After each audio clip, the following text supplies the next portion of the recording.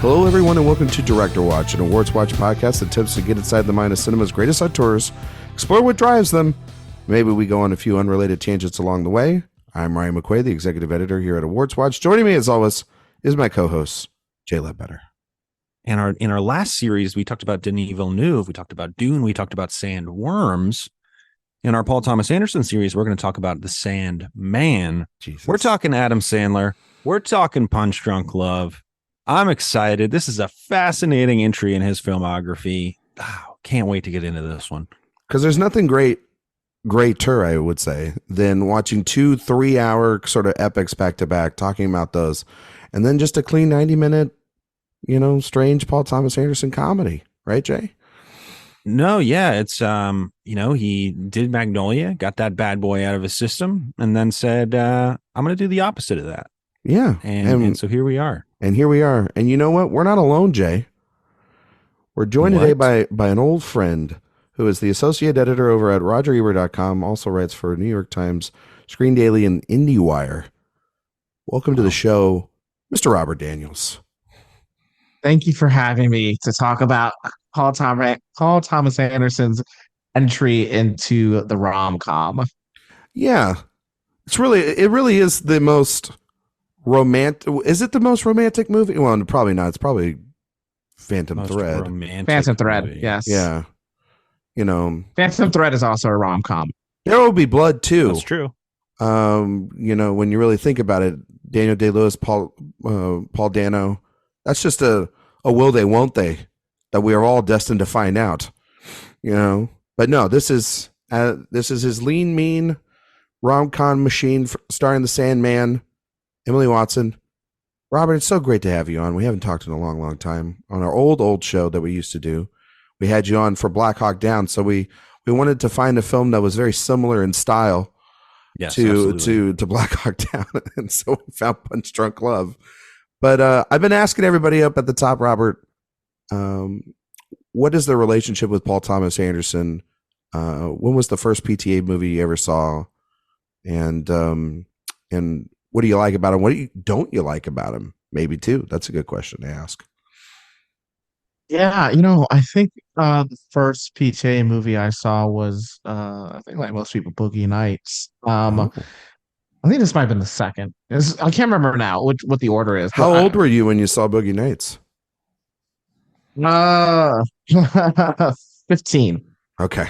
I was like, perfect age. I was going to say for Boogie Nights. Family all around, just watching it at 15 and watching it at 30, the context of those watches are very, very, very different. Just watch it at Thanksgiving, pass the stuffing around. Say, let's watch Boogie Nights.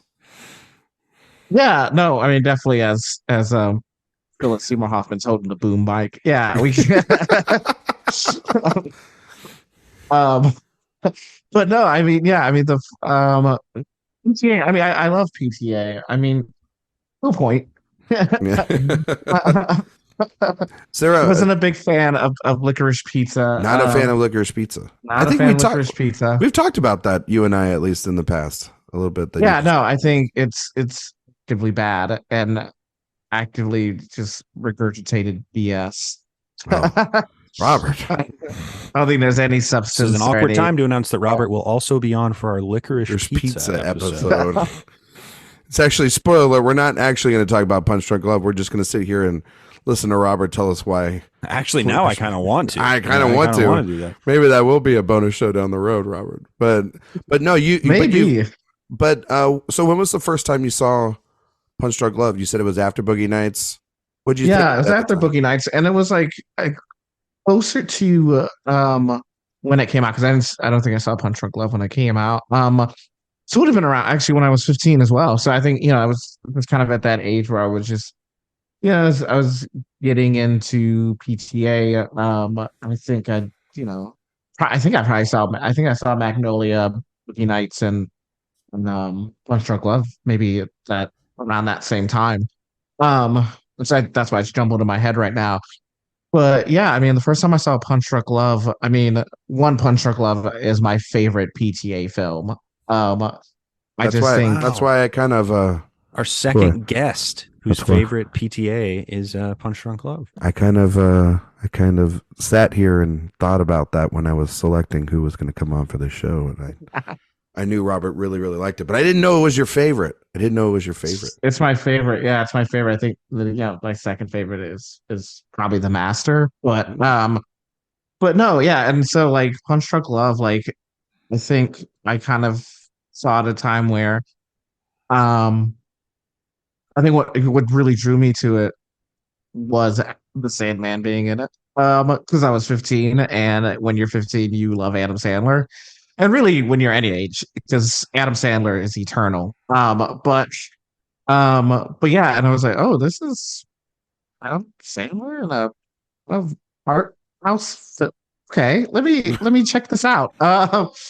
And I just loved it. Like from the word go, I just loved it, and it has all the spontaneity of Magnolia, and he has like all of like the kind of like raw nerves that you get in Boogie Nights, but like in such a smaller package, and it's just like there's not an ounce of fat on this movie at all. So Mm. yeah, I mean, it's what I love about it's a lot of things I love about PTA, his sense of humor, his spontaneity, his like ability to kind of hit the raw openness of very vulnerable losers, you know. And so yeah, I mean, it's just a movie that I think has always stuck with me. Ah, love it. Jay, Yes. my friend, my co-host, my captain. Jay, I don't actually know your thoughts on Punch Drunk Love. We actually haven't ever talked about it. I mean, it's directed and written by Paul Thomas Anderson, stars the Sandman, like you mentioned, and Emily Watson, Philip Seymour Hoffman. And just to read the synopsis of this real quick is that it is a frustrated Barry Egan calls a phone sex line to curb his loneliness. Little does he know that it will land him in deep trouble and it will jeopardize the romance with the mysterious Lena. So, Jay, what do you think of Punch Drunk Love? I don't. We again, of the Paul Thomas Anderson movies that I know and love, this seems like on most people's list. Some people have it really high. Some people have it maybe a little bit lower. I've noticed that in looking at different people's like letterbox lists and things or rankings. So I'm curious, coming off of a conversation about Magnolia, Boogie Nights, these big movies that we were talking about, these long 2.5 hour, close to 3 hour, just many, many things going on. He takes a swerve, has this movie premiere at Cannes. It's an hour and a half, an exercise in almost like restraint. What do you think of it, Jay? Yeah, it's I mean, it's very interesting kind of the trajectory this movie has gone on critically. It has definitely gone up in acclaim since its original release. And now, like you said, Ryan, this is for some people, and including Robert, this is their favorite Paul Thomas Anderson movie, which I think is so interesting. And the thing that Paul Thomas Anderson said when he was making this was just that after the criticism of him kind of regurgitating in the Adam Naiman book I'm reading, he said after he was a ventriloquist up to this point in his career, he said that this film was kind of referenceless. This was a movie where he was, which is not true, but not true. That is what he communicated in the kind like of the biggest needle drop of this movie is literally from a Robert Altman. I mean, movie, okay, yes, there are plenty of influences that this movie has, but it's certainly not nearly as iterative of other films as I think his prior works, especially his prior two works when he really kind of hit it big. But this movie, it really is one that grows on you, and I kind of think about what it establishes for Paul Thomas Anderson. First and foremost, his very disorienting kind of arrhythmic scores kind of start with Punch Drunk Love. And I love that about this film. And additionally, him harnessing Adam Sandler. This is it's not his first meta casting by any stretch, but this is the first time that he is really harnessing a singular movie star's powers in a unique way that maybe people didn't really see coming, because Adam Sandler in 2002, he was kind of Happy Gilmore and Billy Madison, and he had kind of started stretching himself out a little bit, but Paul Thomas Anderson saw something in him. He saw this pent up frustration, this inherent anxiety and anger within him that he thought he could harness in this film. And it is told completely through the lens of Adam Sandler's character, Barry. It is such a expressionistic, internalized telling of this world. It is a film that is still set largely in Southern California, although this is the first time that he goes outside of the Southwest United States, which I think is really interesting. And that was something that Naiman also brought up. But it has these ideas of the integration of SoCal with an English woman and going to Hawaii, and an integration that we had never really seen from Paul Thomas Anderson before. But it's just such an anxiety-inducing, stressful watch, while also truly being a pretty lovely tale of two people falling in love. And that kind of clashing of ideas makes for a pretty enthralling, thrilling watch. It is one of those movies that really stays with you after you see it, not just because of the kind of surface level, yes, the performances are great, yes, it's beautiful, but also these lingering emotional ideas that just kind of stick with you, these dichotomies, and maybe these ideas that don't entirely make sense on paper, but in the film itself, you have this man who is so angry, but also so full of love. And that's Paul Thomas Anderson really kind of evolving as a storyteller.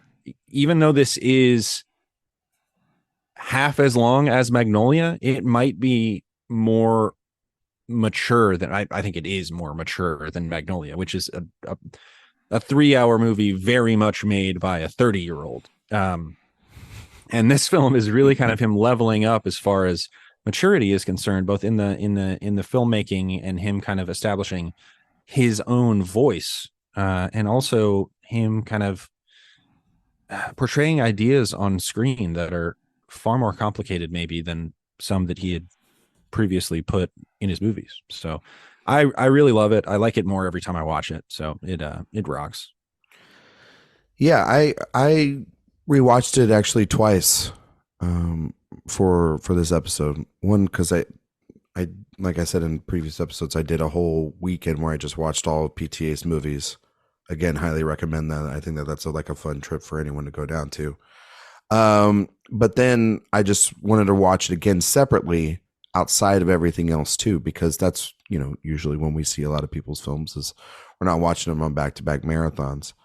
And I found their experiences to be quite fascinating in very different ways, because on the one hand, you're watching this movie, and I watched them in order. So you're watching this after Magnolia. This movie's that movie's so many ideas, right? Like, it's a 9-hour podcast, and trust me, we went the length to try to explore. That movie has a lot of ideas in it? I think so. I mean, Jay, I don't know if it does. I mean, maybe Magnolia does. I mean, Robert, what do you think? Like, Magnolia, it's got some things on its mind, maybe? Magnolia is such a fantastic film. I think, no, truly, it is like, I mean, I can't even wrap my mind around. Did I get you speechless? I was like, damn. Yes. The last time I saw Magnolia, maybe like a few months ago, once I watching this, I was like, what the hell did he do this? Yeah. And like, the through line of Tom Cruise's character, and we were talking about Magnolia real briefly. That is like the greatest performance. A Licorice Pizza Magnolia podcast. Yeah, it's fine. But we're a virgin on here. That is probably the greatest performance of Tom Cruise's career. Mostly because I think Tom Cruise might be playing himself in this movie. Like, really is like tapping in to his own emotions and the things that are going on. Like, if you see like an interview where Tom Cruise gets pissed off, like a real life interview, match that to the interview that happens in Magnolia, Like, and it is literally the same emotions. That man was not acting in this movie. Like that interview where he's like talking about like put your manners back in. Is that what Yes. you're talking about? Matt Lauer Yeah. when he's talking about psychiatry or something. Yeah, and Brooke Isn't that what he's Shields. talking Yeah, about? yeah, yeah, yeah, yeah, exactly. Like those are. Yeah. You're right, Robert. Like You're that's glib, that. Like, Matt. like I'm. You're like you can see like right into his soul. Like he's like I despise this human being, and I'm gonna kill him with my I'm Scientology silently powers. judging you. Exactly. But it's definitely both of those films. I think. I mean, I think the through line between Magnolia and Punch Drunk Love is definitely like men like who have anger issues, of course, but also come from very like fractured families that may be the cause of their anger issues. Um, yeah, and so I think there's a lot on Magnolia's mind. I think there's a lot on that film's mind, and Oh no, that no. film becomes deeper I whenever. was saying that completely in jest. That has Yeah. 6 million things on its mind. If anything, it has too many things on its mind. Yeah, we were totally being buffoons. Robert is the right word to say it. That's no, we love Magnolia, but no, but it's like you were saying. I think that the emotional through line of family is the connective tissue that ties Barry in. I mean, like all this stuff with like early on in the film with his sisters, right? And how he's he's very disconnected, and they all make fun of him, even to his face. It dries up his anger. They're mean. They're mean to him. He's sort of bullied to him, but at the same time, he's just a very very kind of simple guy at for the most part when you first meet him. Like this guy that's like on the phone trying to get this deal about these puddings and like how it connects to the frequent flyer miles and everything, and he works in the shop, and everyone's always kind of taking care of him, right? The movie feels for me like he's always got these people that check in on him that are, whether it's at work with Luis Guzman or whether it's his sisters or all these people, they're always something that he wants this idea of being taken care of. But they do it in their way, and it drives him absolutely insane. It drives him to the point where it's like, no, this isn't what I need. I need to like at a certain point grow out of this sort of nurturing sort of kind of weird situation that I think he's in. And then when he finally meets Emily Watson, he sees this person that like can provide him that, but also can treat him as an adult for the first time. Where I don't think everyone else is. I think of like the scene where he's trying to find out where her hotel room is in Hawaii, and his sister is still trying to poke at him this entire time, and he's just finally lost it. He's like, imagine telling your sibling that you would fucking kill them. You know what I mean? Like that. Like I don't think that would go over with anyone, but it's to this level of just, I want to be taken serious. I want to have this sense of control, but also in the sense of control, there's all this out of controlledness going on that I find so fascinating. And it very much feels like a House of Cards romance. Like it could fall apart at any moment. And that's what I love so much about it. And Sandler's incredible in this movie. Like you talk about Cruz in Punch Drunk Love, Robert, in Magnolia, but this is like a whole nother level. Like we've been seeing him play like the water boy at this point, like Little Nicky and shit like that.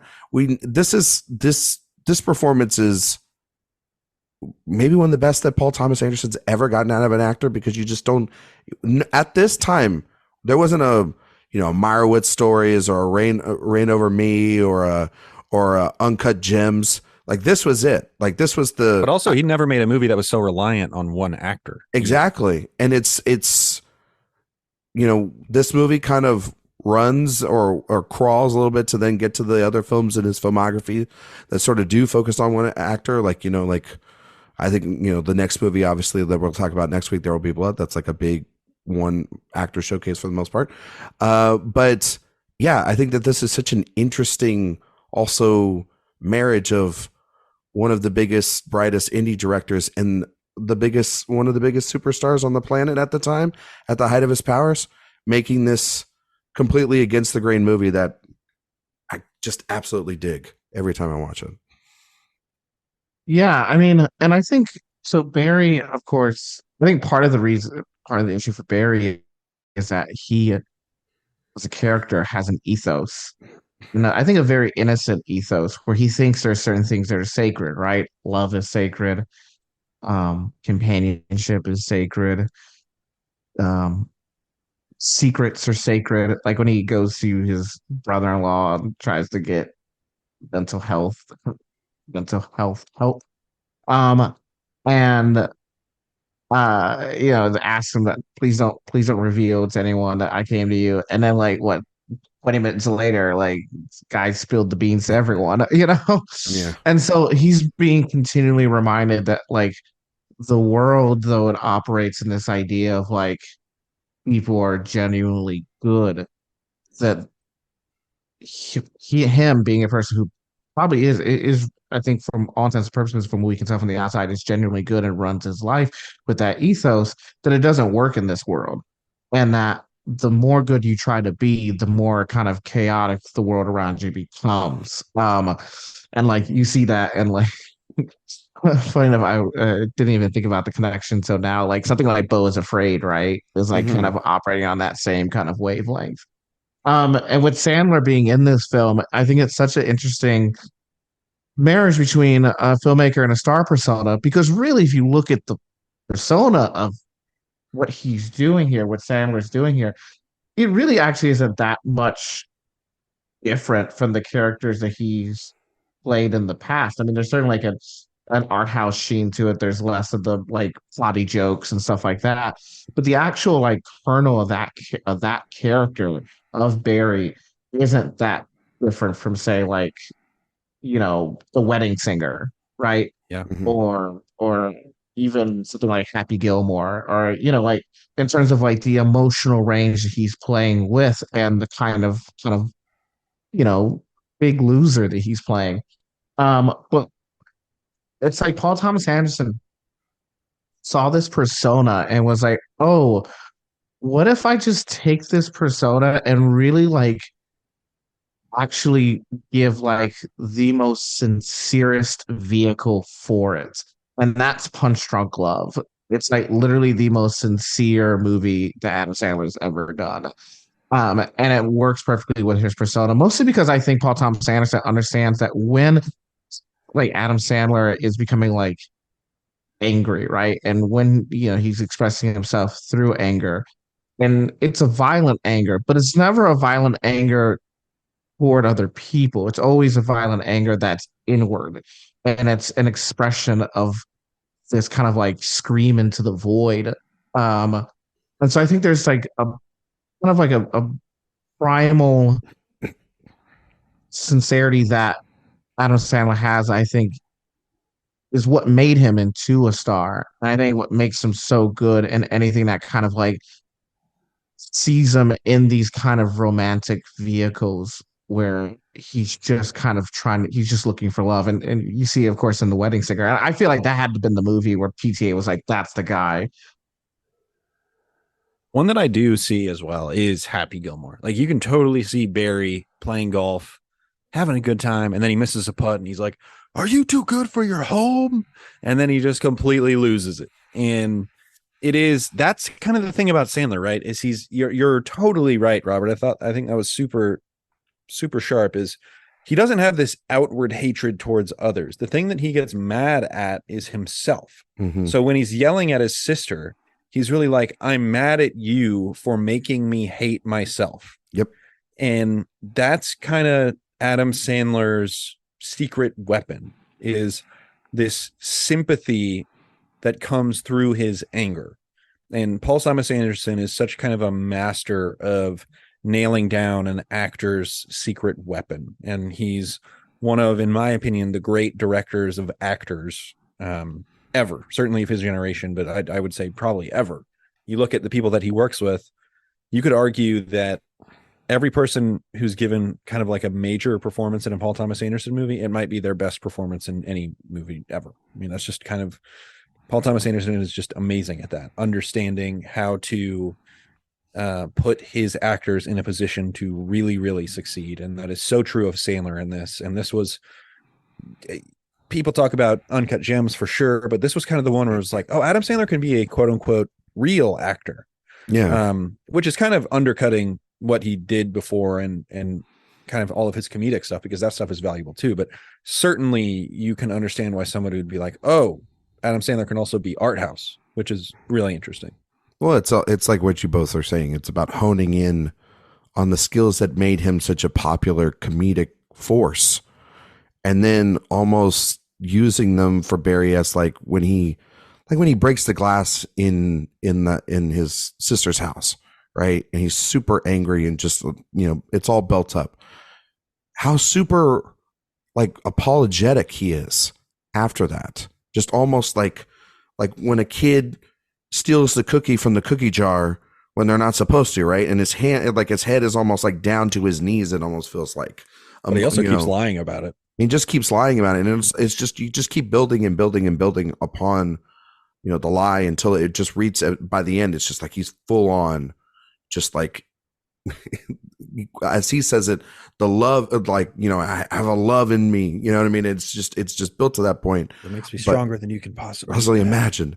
And it's actually kind of great. It's like a superpower almost at that point. But no, I just think that about how every moment he's just that kind of, that innocence is there. It's kind of, for me, I find it to be really fascinating. Is just like a lot of the innocence of certain characters from like the Magnolia and Boogie Nights films. You think of like Buck, or you think of like, you think of both William H. Macy characters. You have these people that inherently are people that are doing bad things, but you feel for them in such a way because they have the sympathy in them of the way that these actors are playing it.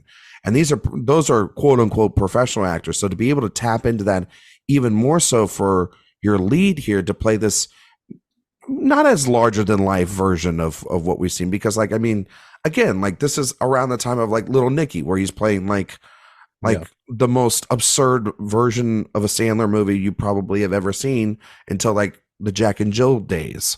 And it's really interesting to kind of see how an actor like that can, because, Jim Carrey kind of does this later in his career too. These actors that are, I think that if you can, the hardest thing an actor can do is make somebody laugh. So if you can make somebody laugh, I think you can make them cry. A lot of directors and a lot of people can say that, but there's something about comedic actors and making these turns that we find fascinating, but it actually isn't. It shouldn't be too fascinating because they're already able to tap into an emotion that's very hard for people to do, which is to make you laugh and make universal audiences laugh. And so if you're able to do that, then you're probably able to then tap into pulling on their heartstrings, or getting them to invest into this romance, getting them to invest sympathy for a guy that is a little bit, lost, a little bit of a loner, a little bit out of the weird zone.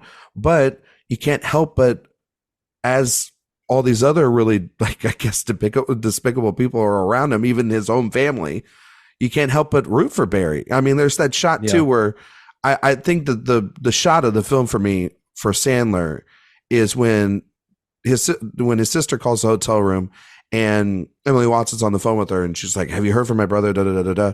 And she just like is looking right at him, and the camera just zooms right in on Sandler's face, and it's that, that this is probably like the dumbest thing he's ever done, and yes, in normal circumstances probably shouldn't work, but it's at that sympathy and that childlike puppy dogness to him. Such an Altman shot. It's such an Altman shot too. Yeah. And it's great. Yeah, it is. And the other thing about this performance that is emphasized by the filmmaking is, what movie I was thinking about when I was watching it this time, and you guys might just be like, you're a moron. Vertigo. The way that this is so subjectively told through the psyche of Barry, I found to be similar to the way that Hitchcock frames the Vertigo through the mind of Jimmy Stewart. And I think of that specifically when he's being chased by the bounty hunter brothers. And one of the most interesting scenes in this movie to me is when they crash Lena and him when they're driving in the car. And all of a sudden he turns into John Wick. It's such I mean the ease with which he dispatches this crew. I mean, it is so casual. He just grabs this tire iron, this crowbar, and just wails on these guys so casually.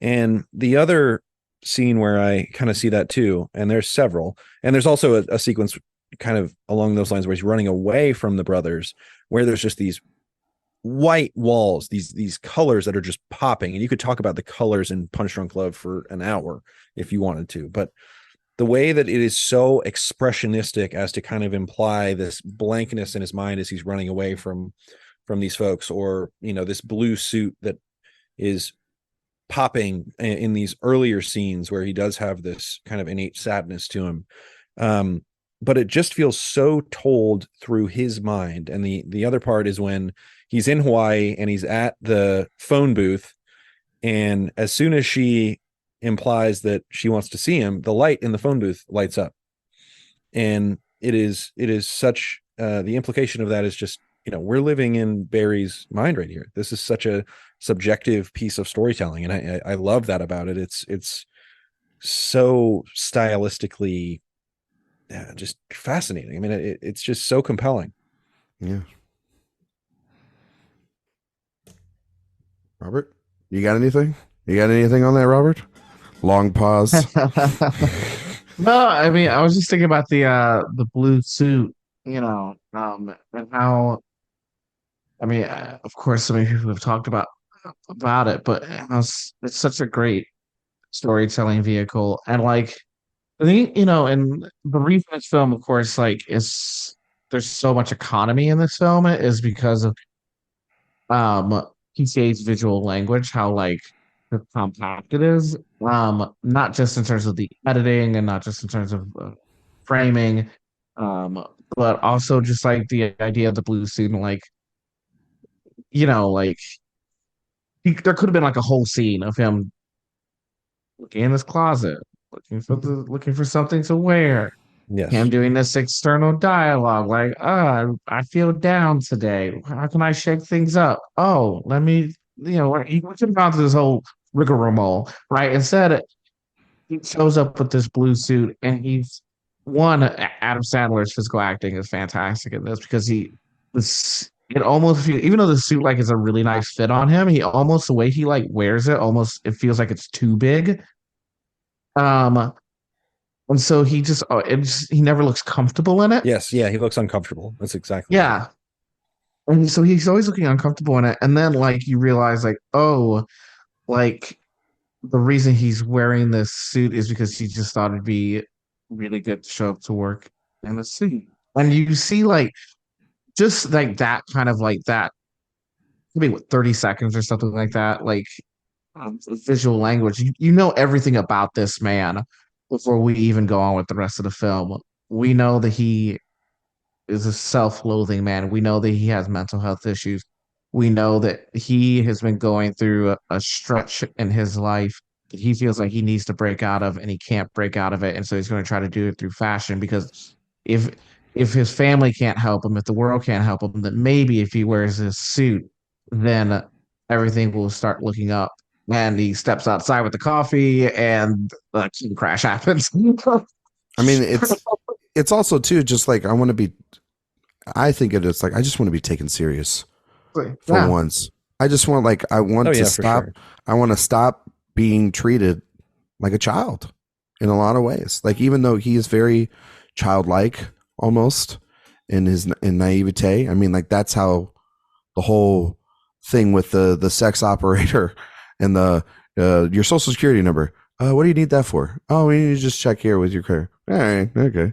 You know what I mean? Like, but he's very naive. It's very naive, and so he's wearing the suit throughout the whole film. It's like a sense of, it's almost like a cape or a cloak to keep him to remind himself. Almost, it feels like at times, it's just like I'm going to be bigger than what I've been before. I want to be mature. It's like, it also could be looked at as also like a midlife crisis sort of gift, but not, to the extent of I'm going to buy a car or whatnot.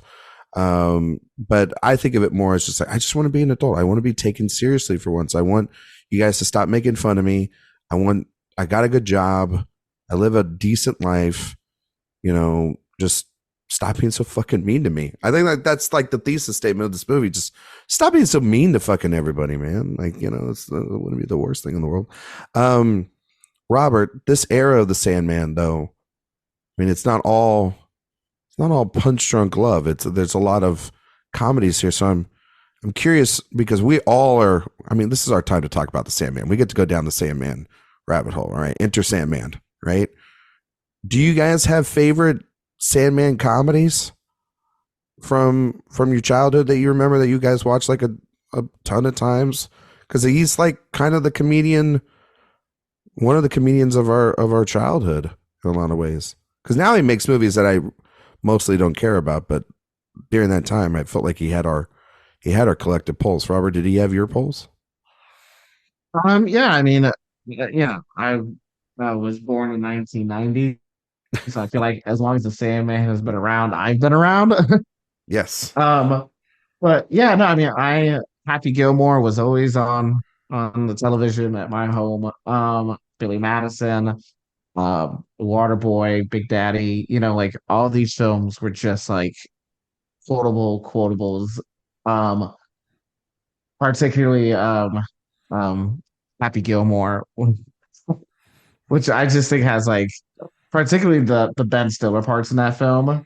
Oh my Like god, Ben, those are incredible. Those he shows up.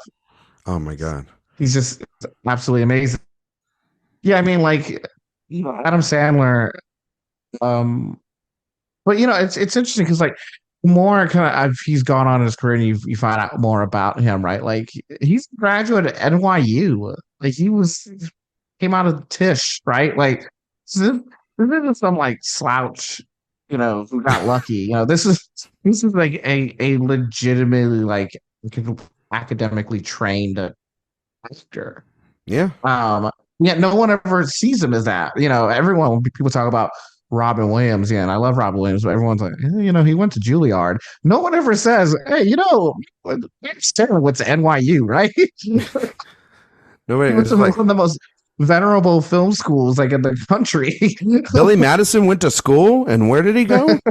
I mean, It is hard to believe that when you see some of the movies he makes. You don't see Jack and Jill, and then somebody's like, oh, he's like a professional, like a academically trained actor, and you're like, oh, so that doesn't matter for some of them, but then for others, you're like, oh, I totally get it, because he is a true believer in these very broad comedies that he makes, and he believes in the value of those things, and he honestly preaches about that stuff pretty convincingly. I think there's plenty of stuff that he has made purely kind of cynically. I think that's 100% true. I mean, you see some of the movies where it's like, yeah, I got to go on a vacation with Kevin James and Chris Rock, and also we took a little bit of time to film a movie. And look, good gig if you can get it. So, no hate on that front, but every now and then he will just be like, oh, I want to really pop. And he did that with Hustle recently, which I thought he was really, really good in. So he's fully capable for sure, but he also, man likes a paycheck. Yeah. I also think, I mean, once again, I think when a lot of people look at Adam Sandler as an actor, I guess the point I was making with the NYU is that everyone kind of thinks like, oh, look how innate Adam Sandler is, as though like there's not like craft in it. But like, I mean, if what Adam Sandler did could be replicated, everyone would be Adam Sandler. Yeah, that's true. But if you put like any actor in there and you just wanted to just scream at a effing golf ball, like it's not going to work except for Adam Sandler. And I think it's because he has training. It's because he's able to really tap into these emotions that in another person's hands would be way too broad, but for him is actually coming from a real place. He is really, even though he's doing this potty humor, it's being grounded in something. And that's, I think, the reason why he's constantly communicating with us that's why I think he was. I mean, for what I think for like a solid 10-year period, he was one of the most bankable stars in Hollywood. Like you put in Adam Sandler puts out a film, 200 million at the box office immediately, and I think it's particularly because it's not really like he's replicating a shtick, right? It's like these are actual performances. These are actual ways that he is tapping into himself and is bringing him through in an actorly way. It's just that because it has potty humor, because we naturally look down at comedy, we don't really see the craft. And because he's not like loquacious like other like comedians, like say like if he was like a Carlin, then there's no sense of like, intellectual intrigue in it.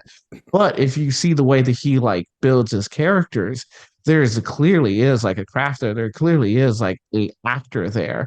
And I think it took a director like PTA who probably had watched most of the 90s stuff to be like, there's something here. This isn't like he's not just running into these performances. He's not just running into these hits. There's something that innately in him. There's actual consideration from him as an actor and as a performer and as an artist. Yeah, you're right. I mean, he is a very skilled performer who has sort of innately lowbrow taste. And there's nothing wrong with that. I mean, he's really good when he is really trying to be. I mean, you look at like Happy Gilmore, Billy Madison, The Waterboy. Very few people can make those movies work and sing the way that he makes those movies sing. And I think it is kind of unfortunate that he did kind of go down this rabbit hole further along in his career where he was just like, yeah, I'm just going to make this thing to make it and not put as much care into it as I kind of did earlier in my career. Or at least that's my impression anyway. And then every now and then he'll be like, I want to make like a big time movie where I'll get a lot of acclaim. And he rocks in those too. But it's a fascinating career. He's a fascinating figure. He kind of sometimes reminds me, and an actorly sense of Lloyd Kaufman of Trauma, where like everyone sees Trauma films, they're like, this is stupid. What the hell? Like these like lowest of the budge films, right? Or even like Corman, right? But if you like have a conversation with like Lloyd Kaufman or Corman, I've talked to Lloyd Kaufman, and like they're like actual like students of cinema. And like the reason they're able to do this, like the reason Lloyd Kaufman can make a film where a genetically mutated cockroach shoots a gun into a dark room. This literally happens in a Lloyd Kaufman film, by the way. It's because he studied Bergman, and we don't really connect those two. No, but it's great to then see though that somebody like PTA can look through all that, find that, tap into it. It's crazy that it took, I feel like almost like a decade plus for other directors to do it, like the Safdies now. And is that true? I mean, he tried, but it wasn't it wasn't critically like acclaimed, No, like, I mean, it wasn't Punch Drunk Love. No, like he did Spanglish was. He did like Spanglish, I guess, which is kind of serious, but it's also like that movie's just a mess. But that one was also did Funny People as well. Yeah. But I guess that's because that's in like the Apatow brow and he's playing a stand-up comedian. It's like, well, that was kind of his semi-autobiographical sort of thing. Yeah. Him reflection on his own career movie. Exactly. And I think like the first half of the movie is really great when it's funny. And then the second half of that movie is a mess when it's not funny anymore. Well, Ryan, some people might say that title, a little bit ironic. I mean, yeah, because you know what it's about. Funny people. But anyway, no, and then he does the Reign Over Me with Cheadle, which is, I think,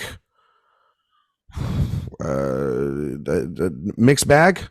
Is that, I don't know, was Robert giving me a look of like, I love that movie or I hate that movie or I actually haven't seen it.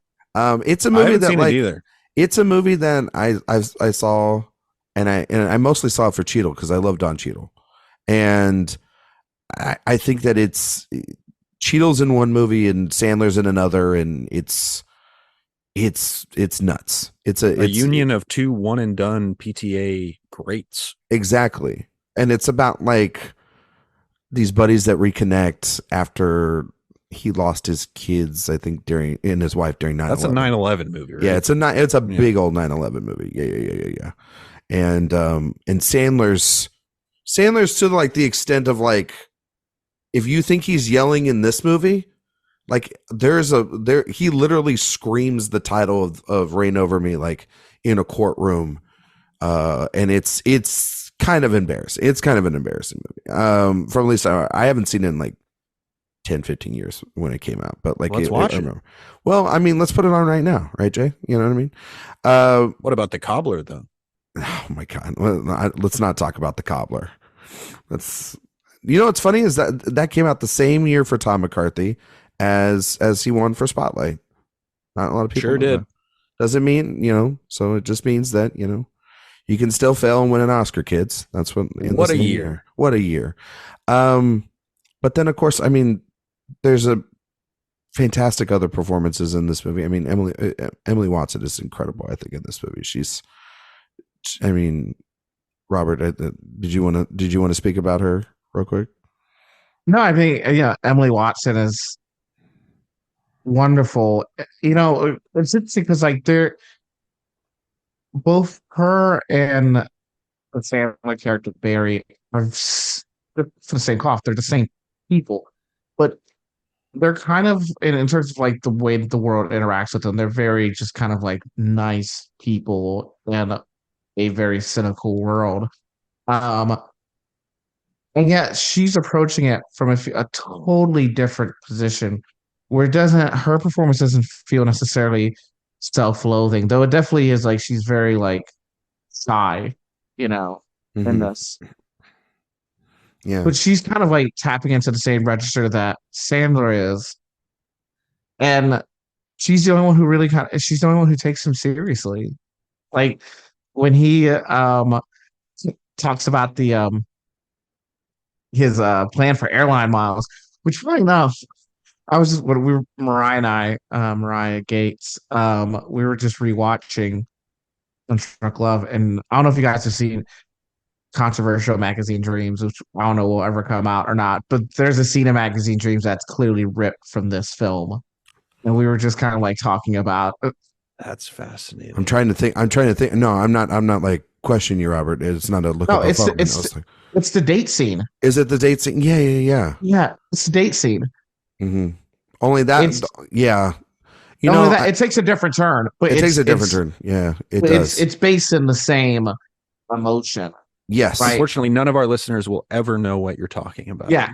It's based in the same emotion in terms of like this guy who feels like he's an outcast is looking for one person to really see him. To clarify, the Magazine Dreams is the Jonathan Major bodybuilder film. So just to let everybody know that. And coming to a theater near you. Stop it. Right now, that's not FYC.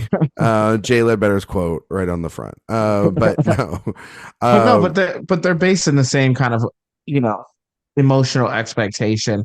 It's just that in the course in Punch Drunk Love, Adam Sandler gets that he gets to be seen, and she understands him, and she's not turned off by him and his weirdness. She's actually all for it, and she finds it endearing, and she finds it not just endearing, but also very smart. And like, oh, why did they make this mistake, right? And so I think Emily Watson is great, and God Almighty, Paul Thomas Anderson knows how to film an actor, and the way that he films her is just amazing, particularly in the car scene where they're driving. You just see like the blue lighting across every corner of her face, and you could just see like literally you could see like romance playing on her face, and he just trusts his actors. And Watson is so much perfect in this and so perfectly cast, and to the point that I can't remotely imagine anyone else pulling off this performance with the same care and depth that she does here. Yeah, and she's not this traditional, not to be, I don't know, here you go or anything. Here you're going to be she's very not very delicate, kind of bombshell love interest that you kind of see in no, but she has a presence. Normally she has a presence. She's totally a presence, and what is so interesting about her is she is the person kind of initiating everything in this film, because Adam Sandler, through the pudding scheme that he puts together, it kind of speaks to just the way that he looks at the world, which he has this kind of mathematical view of everything. Whenever he makes some decision, all that he can think about is the 14 other things that happen because he makes that decision. And in his mind, he views all of those things going wrong. And so Lena has to be the one who pushes this relationship forward.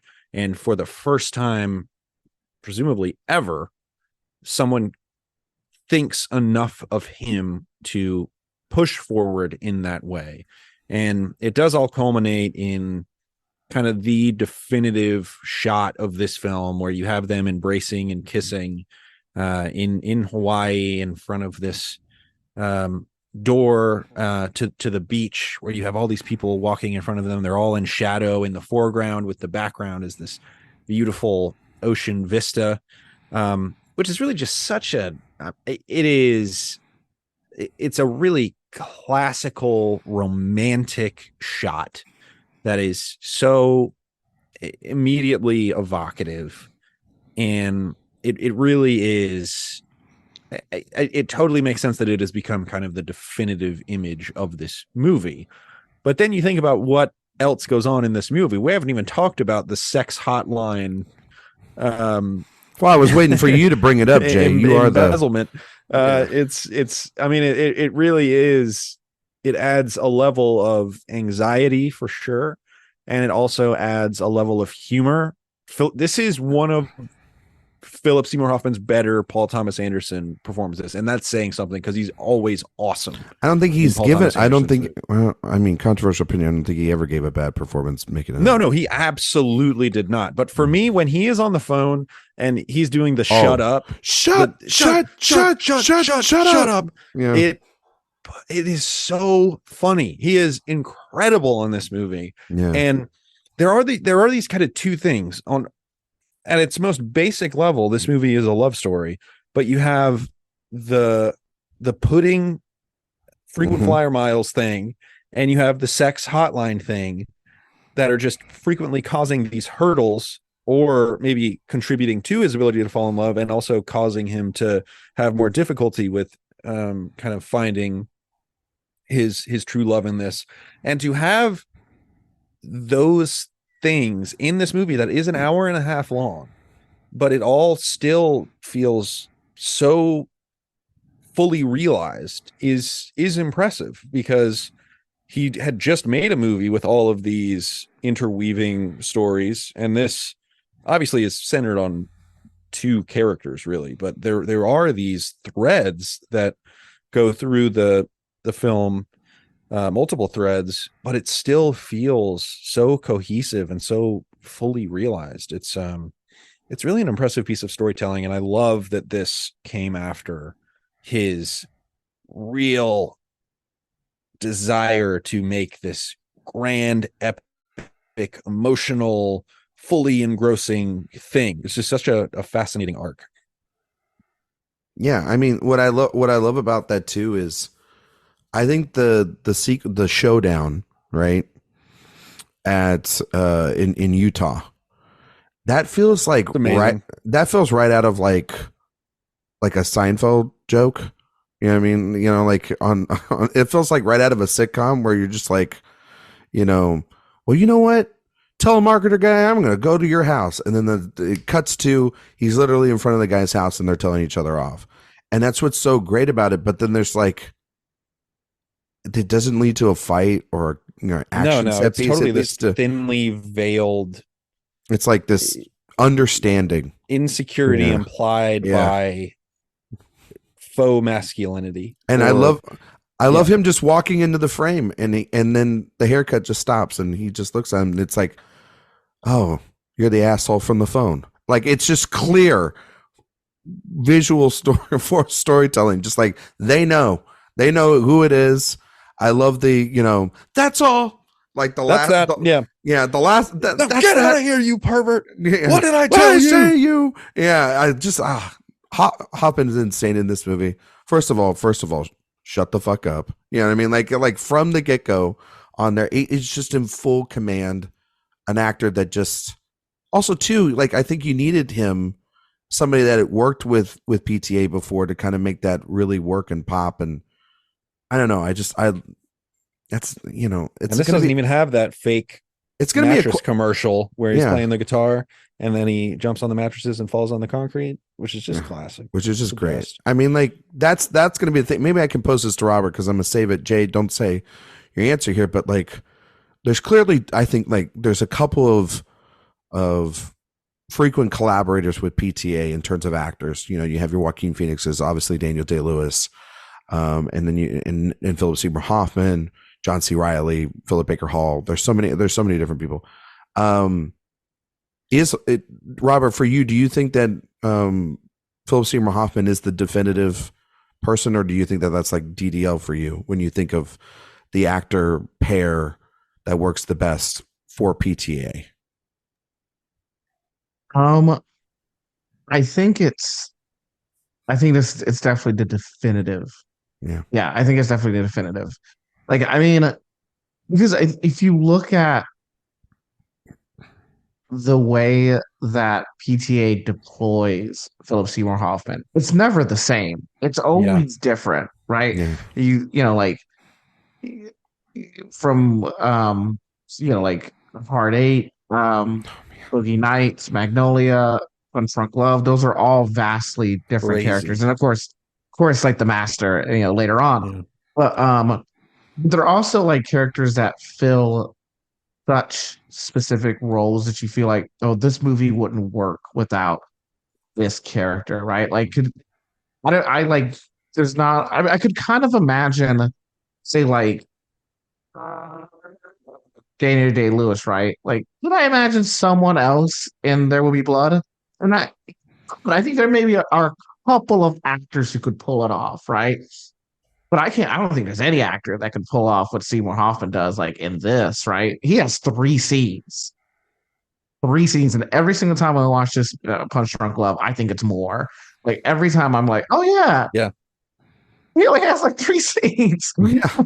But the way he's able to weave that character and the way that he's able to match Adam Sandler's character would really only having maybe 30 seconds of screen time in the same room. Mostly talking to a phone. Yeah, exactly. Is amazing. It's absolutely amazing. And Philip Seymour Hoffman is always making wonderful choices, and wonderful choices that are like Sandler, are tapping into this vulnerability and tapping into this comedy.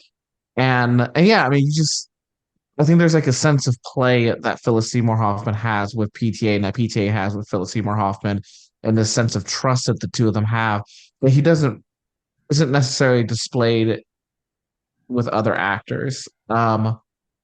Yeah, I mean, Philip Seymour Hoffman, he never gave a bad performance with PTA. I think his best performance with PTA is The Master. I really think it's just like you can tell Kind of that hard to argue. It's kind of hard to argue. It's the most, but it's also like, I don't know. By then he had like, from this point on, he had gone to win an Oscar. He'd done leading man roles, but it's like the meatiest role he could give. I don't know. I also think Boogie Nights is insane. Like that performance, he's really freaking good in Magnolia, which is he's again another big phone performance. Yeah, I mean he's guy can talk into a phone. He really could. I mean, it's just one of the best actors we ever had. I miss him terribly every single. That was a tough one when he died. That might have been. That was probably the toughest. It's been toughest celebrity death. I mean, that one was really, really bad, especially because he had so much stuff in front of him. Yeah, he did. Yeah, and like, I mean, he had more Hunger Games. I mean, but you look at him in Boogie Nights, right? And like so many characters, so many actors who approach kind of like the fake character that he's playing in Boogie Nights, right? Like it would immediately feel like that actor was punching down on that character. Yes. Or that character was totally a punchline. And like that character for me in Boogie Nights is the character you most care about. Mm-hmm. Like, really, fuck what happens to Mark Wahlberg. I really don't give a shit. But I mean, I'm a Don Cheadle Buck guy. I mean, he's the heart and soul of that movie for me. But But like no one Nobody messed with yeah. Philip Seymour Hoffman. No one messed with Scotty. No one messed with Scotty because Scotty's just like he just wants to be loved and he's just looking for companionship. Yeah, it's just so sad. Like him sitting in that car. Like he bought this car to impress this guy and to show it and everything, and that dream just it's the start of the dream of that family falling apart, essentially. Like right from that point, because then after that, Macy shoots himself in the face, and then we get that montage of all the, the loan not happening, or Jack, getting taken down the VHS rabbit hole. The drug sequences. He is one of the most tragic figures in that movie for sure. Mostly because but he's such a jolt of energy here, though. It's like Jesus Christ. Yeah. I mean, he's so versatile, and I mean, he's absolutely amazing in this. Can we talk about the He Needs Me needle drop? Oh no, I was gonna say like I thought you were gonna say. Can we talk about the puka shells? Puka shells is really what makes that too. The puka shells is like it's such a very specific like. This guy's he's a grifter. Well, it does, and the other thing it does is this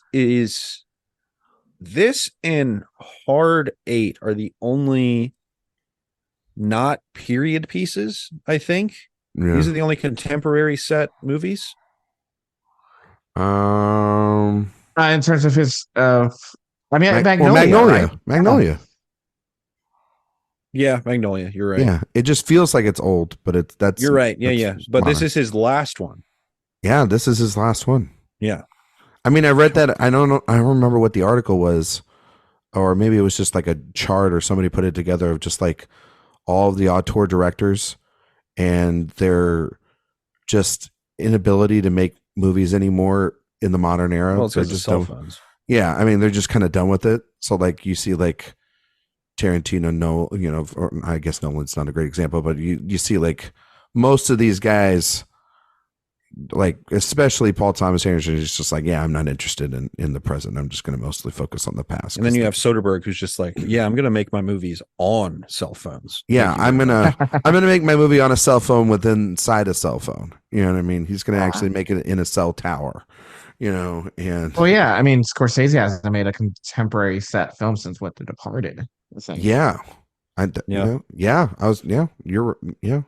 he's only made like 5 or 6 films, but still. And then before that, it's what, Bringing Out the Dead, I guess, because there's like Gangs in New York and The Aviator in between those. So, yeah, I think so. But when's the last one Spielberg did that was modern? Oh boy, got me.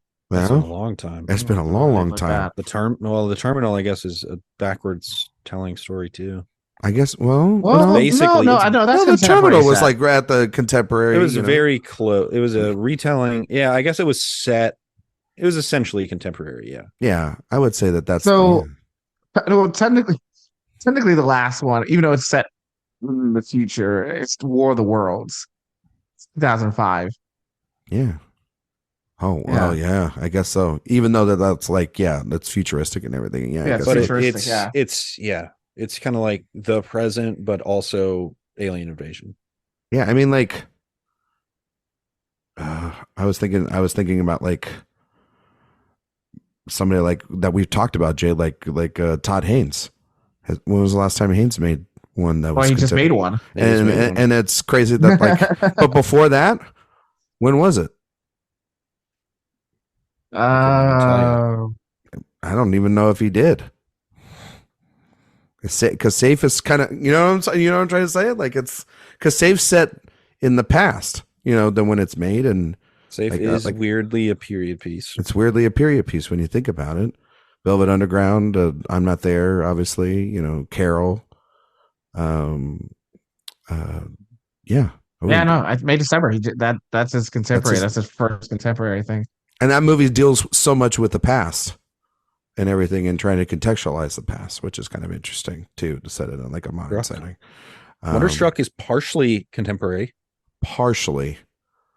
but not all the way.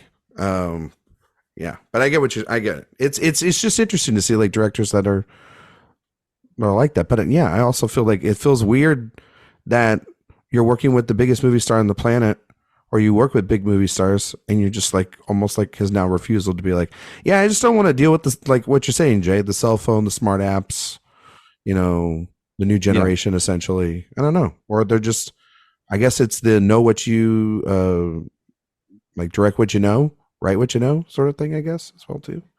So, but Jay, you wanted to talk about old olive oil? Yeah, let's talk Altman. Let's talk Popeye, which Ryan, you used to claim was your favorite Altman movie. I did. I was a little high on supply. It's still in my top 5. Yeah. I love Popeye. Wait, Popeye was your favorite Altman film? We did any moment in time was your favorite Altman. Yeah, I just got swept up in the. God damn, I don't dislike Popeye. I know, but I can feel Popeye a lot. But Robert, I can feel your judgment, and that's kind of not nice. I mean, like it seems hurtful. I did slowly feel a future appearance from Robert slipping through our fingertips there. I felt like discovered that Popeye is one of your favorite movies. No, I love that movie. I just love it because it's like if you follow the just the path of Altman's career and it leads up to Popeye, it's almost like this giant culmination of like just everything that he'd been doing at that point. And it's a miracle of a movie. I love it. And like Popeye is the culmination.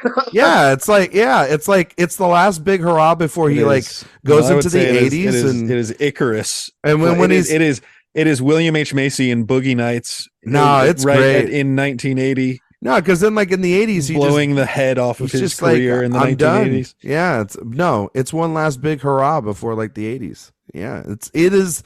I really like that Popeye movie. Popeye is the Boogie Nights New Year's party. And then that movie puts the credits on, shoots him up, and then you're in the 1980s of Robert Altman, which is a bleak time, my friends. It's a bleak. It's there's some interesting stuff in there. There's some interesting stuff, but it's not like the decades before. But no, I love that movie a lot. It's also like how I would want kind of IP to be made nowadays. Like it's got a good sense of. It reminds me a little bit of like when we talk about Jay the Wachowskis.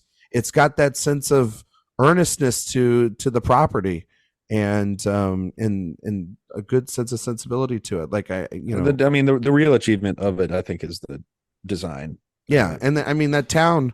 I mean, Robert, if you want to go, we can take a trip, and we can go to that town. We can go to Popeye Land or whatever the hell they call it. I mean, it's still up there. It's helping an economy. It's really helping more than it's hurting. So I think that's where you get down to it. It's responsible for I think it's a tourist attraction. The GDP of Macedonia or whatever it is. There you go. I think that I think Robert Altman, that's his lasting legacy. There you go. He's helping out Popeye. Popeye. It's great. Okay. But no, it's wait.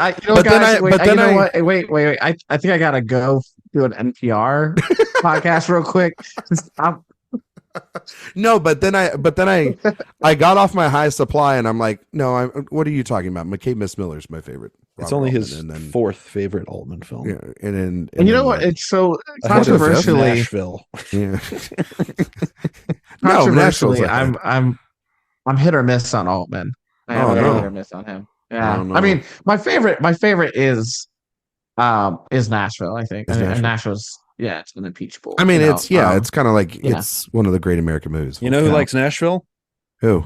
Paul Thomas Anderson. I was going to say, is it Paul? I wonder what PTA's thoughts on Popeye are. I think that would be. Are you kidding me? He's got to be like big high on it to use that needle drop here, right? Well, the thing I do love about that needle drop so much, and I did want to talk about it, was I talked about kind of my biggest takeaway this watch was the subjectivity of the storytelling, and for the film to drop a song called "He Needs Me" in that moment from the perspective of the woman, while the story is being told pretty much through his lens, I think is a fascinating choice, because it is him kind of realizing that he needs to let go for the first time a little bit, where his sister is telling him the whole time, you don't do anything. That's because he's afraid that if he puts himself out there, he's going to be hurt, because to this point in his life, all that people have really done, at least through his lens, because again, the story is being told through his psyche, is that people have kind of hurt him.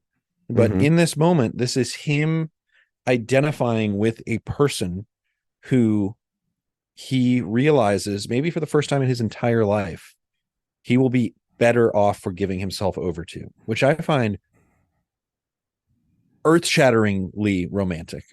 I find that choice of song so effective for that reason in particular. Yeah. No, I agree, Jay. It carries a lot of just really great, beautiful, just, I wouldn't say irony, but a meaning to it. Yeah. And everything. And I think the best kind of use, like you talked about it, Jay, where he's clearly still in like a, I love Robert Altman. I'm going to like bow down to my master, but it's not as over the top. The Popeye fan club. Yeah. He started. And we have jackets. Robert, I'll get you one. But no, he's starting to, in this movie.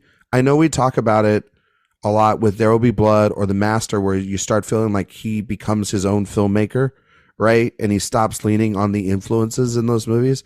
I think this is the point where he starts forcing himself to try something new and different without leaning on those. Even if there is a needle drop from somebody that is highly influential, it's how you use it completely different than in that original context. And that's what I think. That's why on this rewatch, it was so kind of like, oh, this is actually, in my opinion, the beginning of when he starts, obviously he's Paul Thomas Anderson at this point, but when he becomes the guy that we all know, and he starts establishing his own voice. Exactly. He becomes being his own guy because he has to kind of force himself to do that because, we talked about the influences of Boogie Nights and then obviously Magnolia and Shortcuts. People freaking dunked on him with Magnolia. They really did. People were like, but also he dunked. You pretentious derivative hack. Like that is what a lot of people said about Magnolia. If we were all around that time doing film criticism, Robert would have probably had a wonderful interview with him, and I would have probably had like 5 minutes with him, and it would have probably been the words I would use to describe licorice pizza. Actually, and it would be derivative hack, and it would be like, but at that time though, he was different in terms of temperament as somebody that was speaking about his films than he would be now, and I feel like that scatterbrain, top of the world, what is it? Milo from Atlantis, haircut looking motherfucker. Like that guy, that with the cigarette in his mouth is much different than the guy you talk to now, he's more quiet and reserved, prickly. You know what I mean? Did you just say that Paul Thomas Anderson used to look like Milo from Atlantis? Yeah, like you've never seen that online? No, is that a thing that people That's a thing. Is that a meme? That's a meme online, baby. I have not seen that meme. I'll have to send that to you. Yeah. It's like when he has when he's coming out of the test. The glasses. With the glasses and everything. Yeah. I can see it. I've never seen that before. Wow. I broke breaking news here. You can take that or leave that, but yeah, no, I think it's great. Anything else, guys, on Punch Drunk before we do our last segment and get out of here? Robert, do you got any last closing thoughts on it? I'm still processing Popeye. I'm sorry, I didn't mean to break you. Shit. God, Robert's going to judge me forever. Let's go. Ryan, let's name the films that you think are worse than Popeye. God damn it. I hate you so much. Don't do this. You think Nashville is better or worse than Popeye? It's better than Popeye. What about California Split?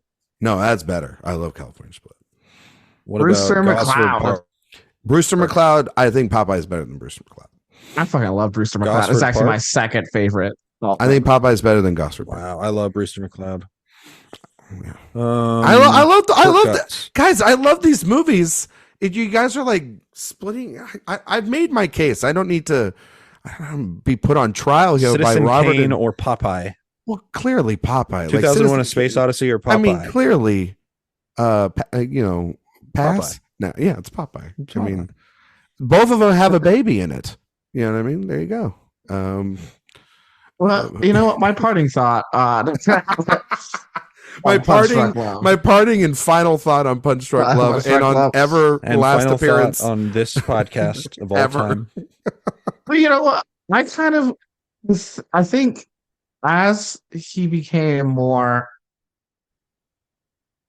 I mean, you saw it return kind of, I guess, in Inherent Vice, maybe. Mm. But I just love the spot. I love the spontaneity in this film, and I love that he never explains the harmonium ever.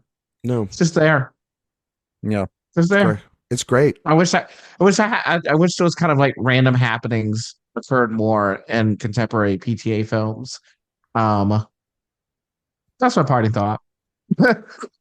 He's I he's think just he's just judging me. That's what he is. there's He's a still youth trying to process all the judgment. there's a youth and vitality in these films, Yeah. in his early films, and like the willingness to kind of just do it, right? Like Yeah. Bergman, can't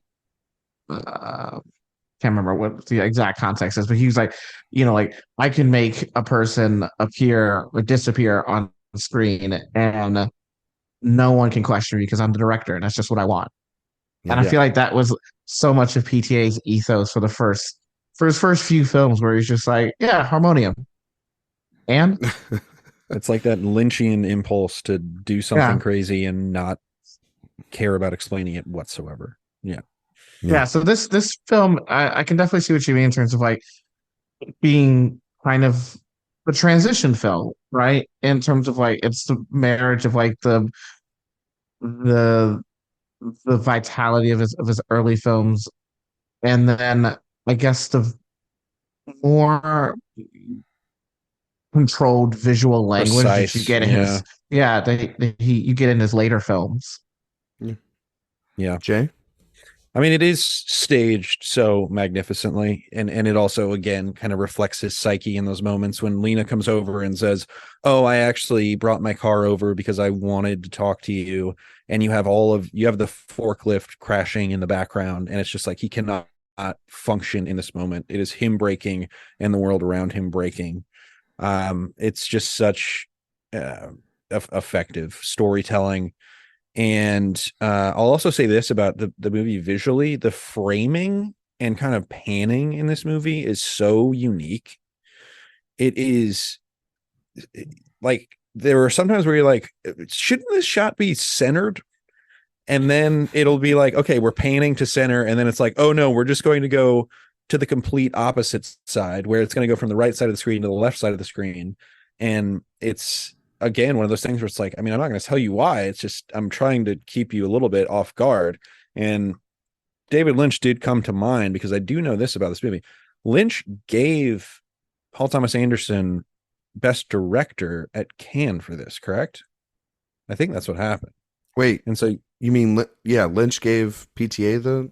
I thought you said it the other way around. I think yes. so. I can. I think he was the grand jury whatever guy. Whatever. Yeah, he was he won best director, and it was I think it was a tie, but yeah, I think he. Yeah. Well, I think that's telling though of kind of the style of this movie. I can totally understand why Lynch would appreciate this movie kind of as much as any other Paul Thomas Anderson film. But it is such a vision. It just kind of keeps you on your toes. And this movie, probably more than any other, does that, where you don't really know what to expect next, because it does lack that derivation that maybe his last couple films do. And I say that not totally disparagingly. There's a lot of, I mean, those are tremendous achievements in their own right. But this film, it does feel like he's establishing his own voice, and you see that stylistically with the music and the aesthetics. There is more precision in what's going on in every part of every shot. There are jokes in the background of this movie. There are jokes in the foreground of this movie. There is subtlety. I love that it just, like Robert was saying earlier, the fact that it's just like, oh, this is the first day that he's wearing this suit, when Luis Guzman is just like, why are you wearing a suit?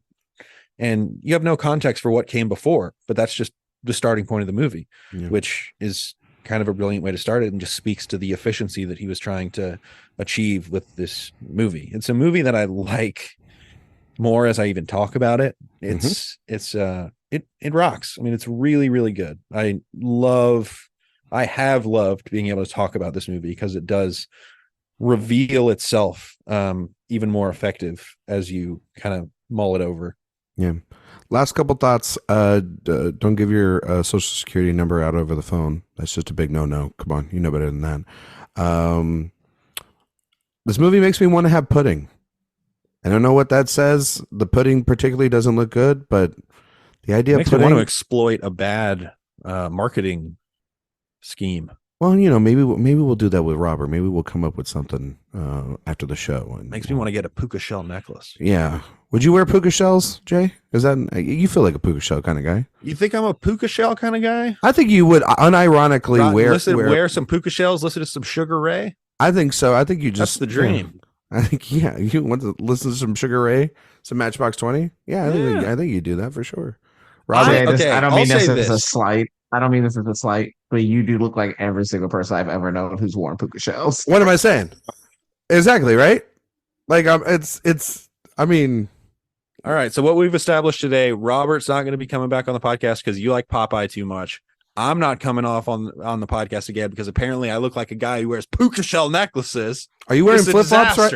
Are you wearing flip flops tonight? Because I mean, I'm barefoot, bro. Oh shit! I ain't got time for. He's going on the sand after this. He's going for a walk on those Hawaii beaches, baby. All right. I don't know how you can top it more than that. We got to do one last. I think I have to retire. I think you have to retire, but I also think you got to do one more thing, which is Jay.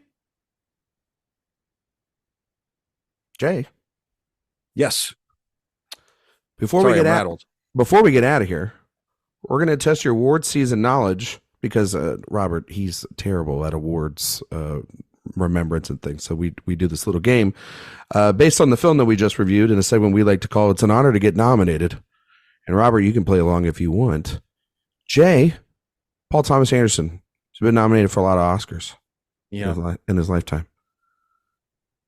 What was he nominated for Punch Drunk Love? This is tough. I'm trying to think of. I imagine, and I don't know. I'm betting this film was pretty dismissed when it came out. I don't know that for sure. Interesting. And I purposefully don't look that stuff up as we prepare for this because of this segment. Yeah, and also because you don't care, and because I don't care. Yeah, and I'm gonna say this got nominated for. See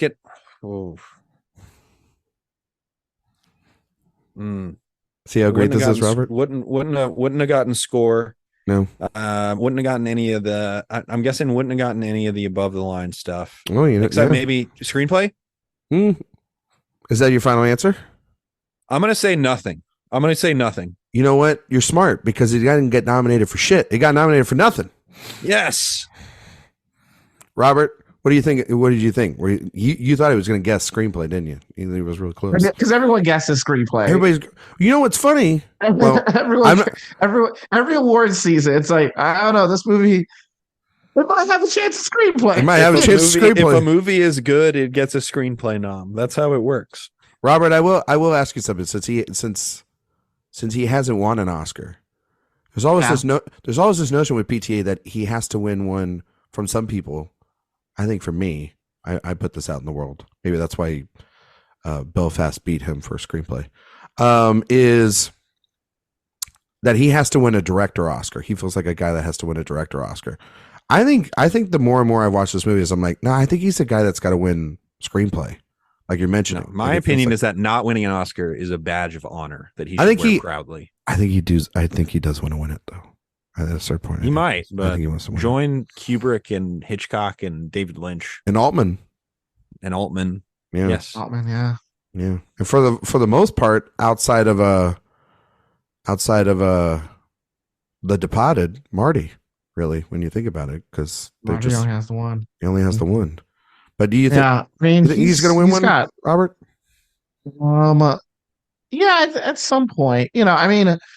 It feels like we're getting to the point where it looks like maybe, knock on wood, Nolan might win one this with Oppenheimer, finally. But yeah, I think at some point. I mean, it's been nominated for Best Director 3 times. There Will Be Blood, Phantom Thread, and Licorice Pizza. Hey, we've got episodes where he's gotta guess this stuff. I'm only listening 25% of the time, so it's fine. But you're right. You're right. One of those answers. You're around the board there, Robert. Yeah, that's correct. Yeah. No, but I mean, I feel like it's. Or is he? I mean, he's so well respected, you know. The film like Licorice Pizza, which I did not think was particularly good. That film racked up nominations, which still shocks me. I think there's a lot of love, and I think at some point he's gonna run into it. I think he's gonna run into it at some point. Just keep making.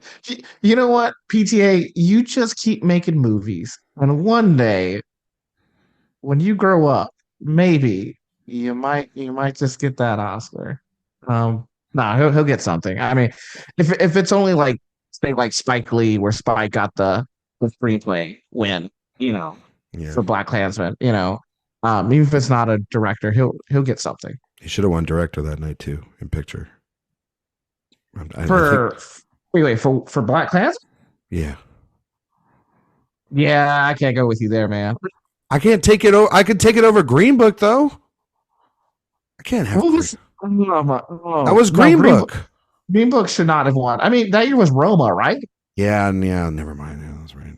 It was Roma. I just want Spike. Yeah, I want Spike to have one. I want Spike to have best director so bad. Like before my time's up. Before his is up. He lost. He's supposed to have when he won a screenplay. He's supposed to have a Viagra musical at some point coming out, like in the next few years. So maybe that might be his ticket. He's one of the few people because the Academy loves Viagra musicals. He's also one of the few people to win the honorary and then win the competitive. Yeah, like after winning the honorary. Yeah, Diane Warren's really hoping that happens for her. Yeah, right. Remember when we covered all of Spike Lee's films on the old pod? Yeah, it was just so awesome that a guy who looks like he wears a puka shell necklace was able to give the definitive take on every Spike Lee movie.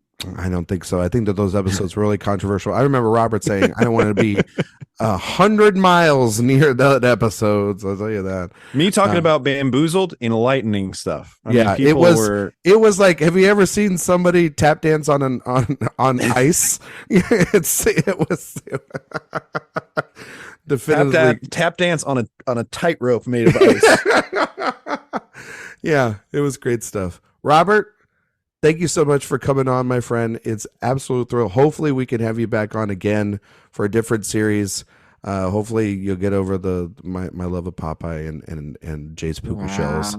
Well, if you ever do a Wachowski series, I don't know if you've done one. I would come on for Cloud Atlas.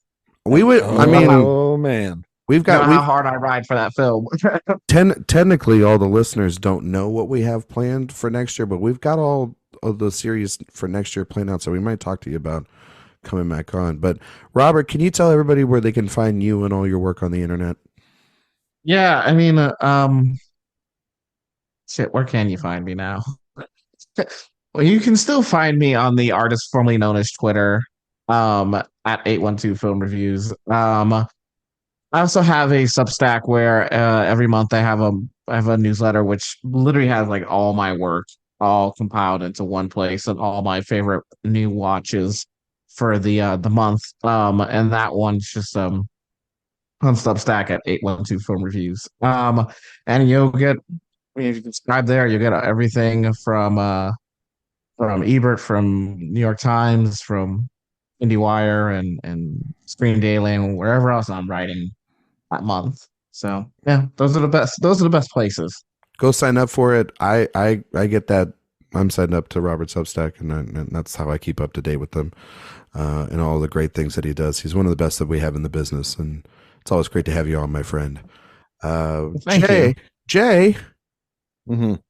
Where can we find you, you knucklehead? I want to say this before I get into that. Punch Drunk Love is better than every film nominated for Best Picture this year. Yes. Yeah. Well, what were the films again? Chicago, Gangs of New York, The Hours, Two Towers, and The Pianist. I think Punch Drunk Love is better than all of those films. Wait, repeat that. Chicago, Gangs of New York, The Hours, The Lord of the Rings, The Two Towers, and The Pianist. It's better than Gangs of New York. I'll give you that. I'm not sure about the other ones, though. The other ones are... It's better than Chicago. I fucking love Chicago. I love Chicago, too, but it's better than Chicago. Robert, where do you live? Chicago. I'm from Chicago. There you go. I am presently born and raised There you Chicago. go. Shut your mouth, Jay. That's kind of crazy if your favorite PTA movie you don't like more than Chicago. It's And I like Chicago a lot. I like Chicago a lot. Gere. Oh, man. Queen Oh, now he's- Latifah. Richard John Gere. C. Reilly is amazing in that film as well. Richard Gere, talk about John C. robbed of Reilly an is really, really Oscar nomination. My God, how did he? Oh, he's so good in that movie. Yeah, I love Chicago, and I love Two Towers. That's my favorite Lord of the Rings movie. So, yeah, no, but then the others, yeah, you can get rid of them. Like Pianist, I'm all right with, and the Hours is good, I guess. Yeah, Games yeah, of New York, I would Games of put New it York's over. not that good. I would put it over The Hours as well. Yeah, I'd put it over those two. But I do love Chicago. Robert, are great? Are you a Two Towers guy? Oh, I love Two Towers. There you go. I mean, I love all the Lord of the Rings. You know, Yeah. Jay, we got to get you to rewatch Lord of the Rings. I'm a famous Lord of the Rings skeptic, but I haven't seen them in like 15 years. So you got to see the extended cuts. yeah, I know. I own. You got to them. make a day I of it. watched You them. got to you got to do the extended. See, you're not getting it from me. You're getting it from Robert. That means a hell of a lot more. I know. I mean, we got to just do a Peter Jackson series, I guess. I'm thinking that's going to be just like some really great highs and some terrible lows. The Lovely Bones exists in there, and in the Hobbit. The problem movies. is 3/4 of his filmography is Lord of the Rings stuff. Do we do the Beatles? I hope not. Yeah. I'll get back to you on that. I'll get back to me. Oh, okay. Anyway, well, why don't you tell me where we can find you? You could find me on. I'm going to lead with Letterboxd. How about that? Find me on Letterboxd. Just search Jay Ledbetter on there. You could find me on Twitter at Mr. J Ledbetter. And if I can give a movie recommendation, I think I'm going to make that a thing, right? I'm just going to give a movie recommendation at the end of every episode. I watched Defending Your Life last night. Oh, good. First time watch. Good movie. First time watch. Really? First time watch. Did you pick it up on the Criterion sales? No, it was on HBO Max. I was just browsing and I watched it. Albert Brooks, I like it. It's kind of sweeter than I'm used to from an Albert Brooks directed movie. Meryl Streep is totally locked in. And also Albert Brooks is just one of those people who everything he does is funny. Yeah. So, go watch it. Defending Your Life. I'm lobbying for it. I love it. I love that you're going to be giving recommendation to movies that are going to be like on your letterbox like 4 weeks from now. So it's like we record these ahead of time. It's going to be great. Hell yeah. Go check out my letterbox review of that, which is probably the 15th most recent thing on my letterbox. Yeah, it's a recommendation from the past. There you go. It's very tenet of you. There you go. You can find me on Temporal Pincer letterbox review. There you go. You can find me on Twitter, Instagram, Letterboxd at Ryan McQuade 77. You can find all my work here at AwardsWatch, various other places. If you like podcasts, you can listen to the AwardsWatch podcast, the main show that we do every single week with the staff. While you're listening to this one and that one, if you like it, 5 stars, Spotify, iTunes. Go sign up for Robert's stuff as well too while we're at it. But also, if you also like newsletters, if you like Robert's Substack and getting all that stuff in one place, well, we have our AwardsWatch newsletter that we put together every single week over at awardswatch.com. Just sign up for it. You get 2 emails a week where it's just all the podcasts and interviews and reviews and all this fun stuff in one place. Next week, well, we're going to be talking about the granddaddy of them all. We're going to be talking about There Will Be Blood. Little movie. Nobody's ever heard about it. Don't think anyone's ever done podcasts about it before. So it's going to be nice to be I'll tell you about it next week. How about that, Jay? Right. Yeah, I don't want to spoil it for you. So thank you all so much for listening, and we'll see you all next time.